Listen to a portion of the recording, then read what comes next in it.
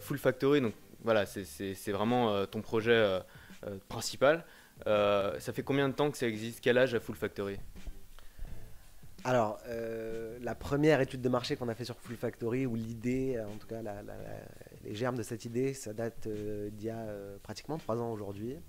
On a commencé à développer avec Michael, mon cofondateur, euh, en avril 2014, lorsqu'on a été incubé chez Microsoft Ventures. Et on a sorti la première version du site en septembre 2014. Donc on a été assez D'accord. vite. Et donc il y a un an maintenant, un peu plus d'un an, qu'on a ouvert Full Factory et que l'aventure a vraiment démarré.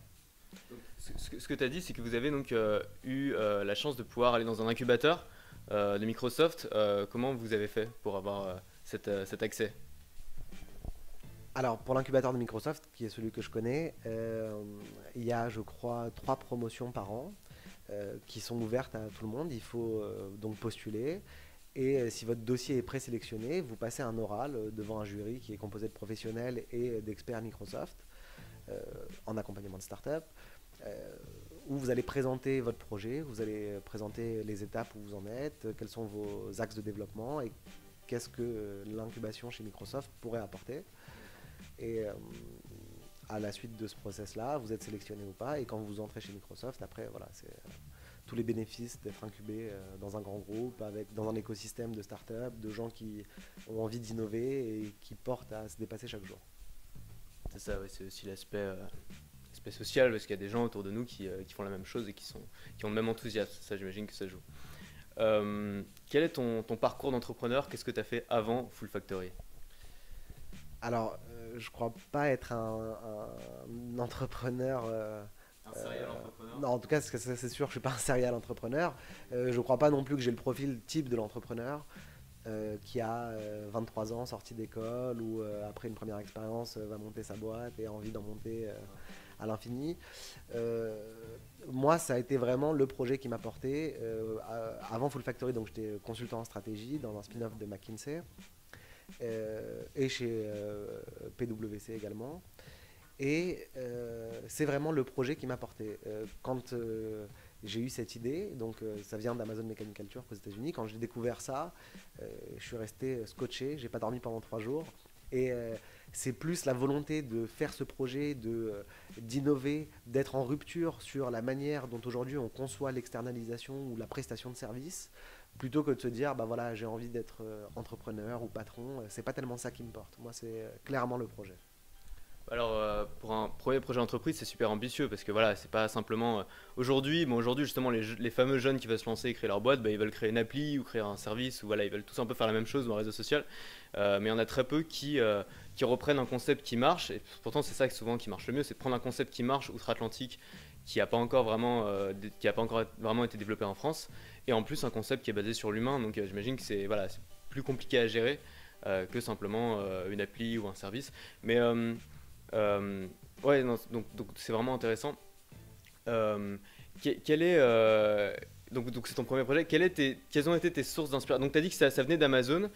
Pourquoi Amazon, à ton avis, ne l'a pas encore développé en France, ce service? Ok, avant de répondre à ça, je vais juste sur le point précédent. Euh, Effectivement, les jeunes qui se lancent en création d'entreprise aujourd'hui essayent plutôt de faire du B2C. Voilà, c'est ça que je voulais dire.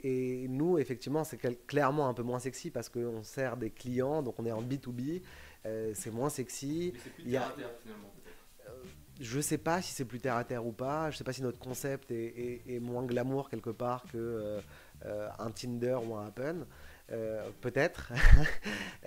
Mais oui, effectivement, je pense que c'est cette différenciation-là. Et c'est aussi le fait de ne pas être de tout jeunes entrepreneurs, Michael et moi, Il y a déjà pas d'être mal des très jeunes d'expérience. trentenaires, voilà, d'avoir l'expérience de servir des clients qui nous a aussi donné envie de créer une startup en B2B. Ok, maintenant je reprends sur Amazon. Euh, Très honnêtement, je ne sais pas, en tout cas, j'ai pas de données factuelles sur pourquoi Amazon ne se lance pas en France. Je peux vous livrer mon sentiment.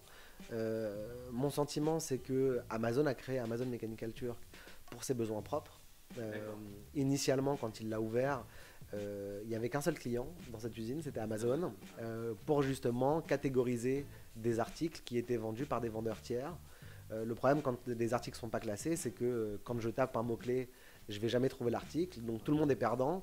le client final qui souhaite acheter un appareil photo qui ne va jamais trouver parce qu'il n'est pas référencé comme appareil photo, le vendeur de l'appareil photo qui va jamais vendre son appareil photo parce que personne ne l'aura trouvé, et Amazon qui n'aura pas effectué de transaction et donc qui ne va pas faire sa commission là-dessus.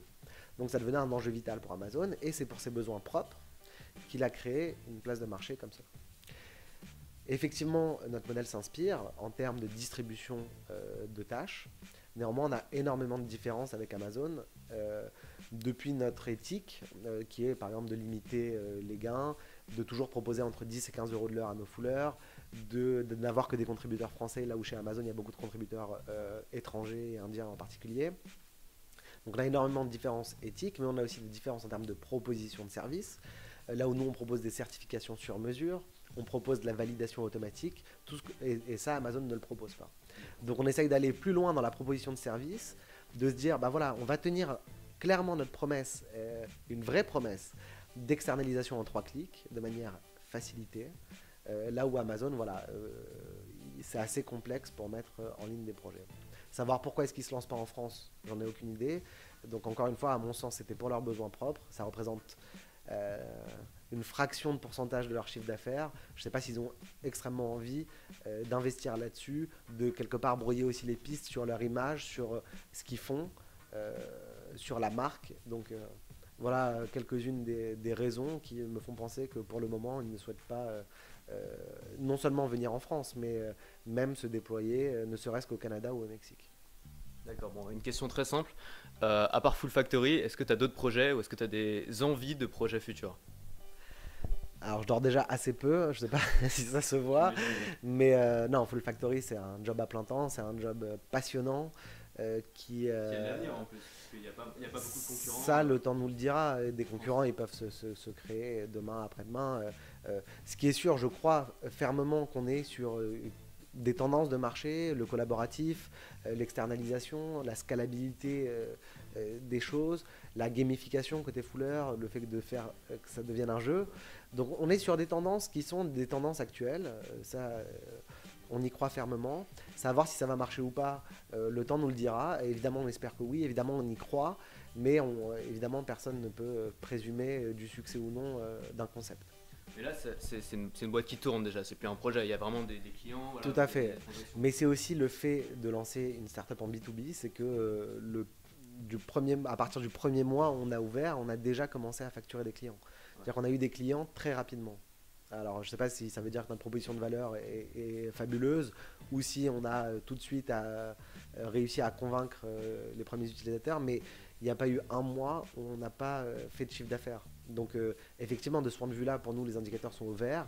On a une belle croissance, on arrive tous les mois à capitaliser sur les clients existants et à en conquérir de nouveaux. Donc effectivement, on n'a pas ce problème de la startup B2C qui va créer une appli et qui va peut-être attendre 5 ou 7 ans pour monétiser son audience ou pour monétiser ou pour faire rentrer quelque part son premier euro de chiffre d'affaires. On n'a pas ce problème-là.